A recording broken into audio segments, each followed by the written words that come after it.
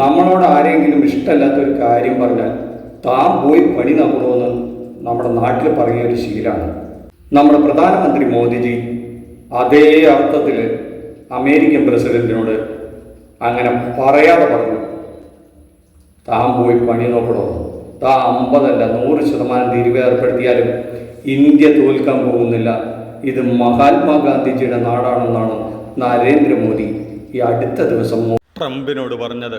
സത്യം പറഞ്ഞാൽ അപ്പോഴാണ് മോദിജിയെ എത്ര അഭിനന്ദിച്ചാലും മതിയാവില്ല. Mister Modiji, you are great. ഇപ്പോഴാണ് താങ്കൾ യഥാർത്ഥത്തിൽ ഒരു എന്താ പറയേണ്ടത്, വളരെ ദേശസ്നേഹമുള്ള ഒരു പ്രധാനമന്ത്രിയായി നമുക്ക് തോന്നുന്നതും തക്കതായ മറുപടി ട്രംപിന് കൊടുത്തതും. പാകിസ്ഥാൻ നമ്മളോട് ആക്രമിക്കാൻ വന്നപ്പോൾ അദ്ദേഹം എന്താ പറഞ്ഞത്, ഞാൻ പറഞ്ഞിട്ടാണ് യുദ്ധം നിർത്തിയതെന്ന്. അത് പറഞ്ഞപ്പോഴും പ്രധാനമന്ത്രി ആദ്യ ദിവസങ്ങളിലൊന്നും കമാന്ന് ഒരക്ഷരം പറഞ്ഞില്ല കേട്ടോ. പക്ഷെ കുറച്ച് ദിവസം കഴിഞ്ഞപ്പോൾ അദ്ദേഹം പറഞ്ഞു പാർലമെന്റിൽ അങ്ങനെയൊന്നും ഉണ്ടായിട്ടില്ല. ആ ദേഷ്യത്തിനാണ് 25% തിരുവയിൽ നിന്ന് 50% തിരുവേക്കുന്നു. അങ്ങനെ ഇന്ത്യയെ സാമ്പത്തികമായി അങ്ങ് ഞെരുക്കാം എന്ന് ട്രംപ് സ്വപ്നം കാണുന്നു.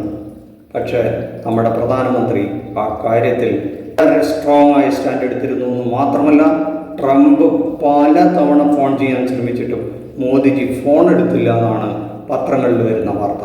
അങ്ങനെയാണെങ്കിൽ മോദിജി അങ്ങയെ സമ്മതിച്ചേ തീരൂ. U are really great. ഇത് തന്നെയാണ് ഇന്ത്യക്കാരും ഓരോ ഭാരതീയനും ആഗ്രഹിക്കുന്നത്.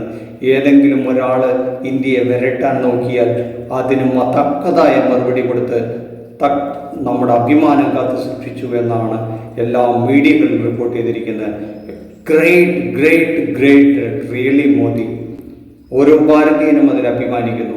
അങ്ങനെ ഒരു ഇന്ത്യക്കാരനെയും അമേരിക്ക വിചാരിച്ചാൽ അങ്ങനെ ഇന്ത്യയെ അങ്ങ് തോൽപ്പിച്ചു കളയാമെന്ന്, ഇന്ത്യയെ അങ്ങനെ സാമ്പത്തികമായി ഞെരുക്കിക്കൊല്ലാമെന്ന് ട്രംപ് വിചാരിക്കുന്നുണ്ടെങ്കിൽ ആ വ്യാമോഹം അതങ്ങ് മാറ്റിവെച്ചേക്ക്, അതിന് വെച്ച വെള്ളം അങ്ങ് മാറ്റിവെച്ചേക്ക് എന്ന് മോദി ഉറക്കെ പറഞ്ഞു എന്നുള്ളതാണ് ഈ കാര്യത്തിൽ മോദിജിയെ അഭിനന്ദിക്കേണ്ടത്. കാരണം റിയലി അടുത്ത കാലത്ത് മോദിജിയോട് വളരെയധികം ബഹുമാനം തോന്നിയ ഒരു സംഭവമാണ്.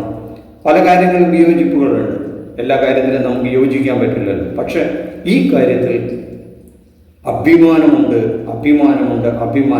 അമേരിക്കയുടെ മുമ്പിൽ ഓച്ചാനിച്ച് നിൽക്കാതെ ഏതൊരു രാജ്യത്തിൻ്റെയും ശരി, ഏത് രാജ്യം നമ്മളോട് കണ്ടീഷൻ വെച്ചാലും അതിൽ നിന്ന് കൊടുക്കേണ്ട കാര്യമില്ല എന്ന് ഇന്ത്യ അഭിമാനപൂർവ്വം പറഞ്ഞിരിക്കുകയാണ്. ഇനി നമുക്ക് വേറെ വഴികളുണ്ട്. മോദിജി പറഞ്ഞ വാക്കുകളാണ് ഇമ്പോർട്ടൻ്റ്. ഇത് മഹാത്മാഗാന്ധിയുടെ നാടാണെന്നാണ് പറഞ്ഞത്. പലരും, നരേന്ദ്രമോദിയുടെ വിമർശകരിൽ പലരും പറയുന്നത് ഗാന്ധിയെയും നെഹ്റുവിനെയും എല്ലാം ചരിത്രത്തിൽ നിന്ന് എടുത്തു കളയാൻ പോകുന്നു എന്ന് പറയുമ്പോൾ ആ ഘട്ടത്തിലാണ് മോദിജി മഹാത്മാഗാന്ധിയുടെ പേര് പറഞ്ഞ് അമേരിക്കയ്ക്ക് മറുപടി കൊടുക്കുന്നത് എന്നുള്ളത് എടുത്തു കാണേണ്ടതാണ്.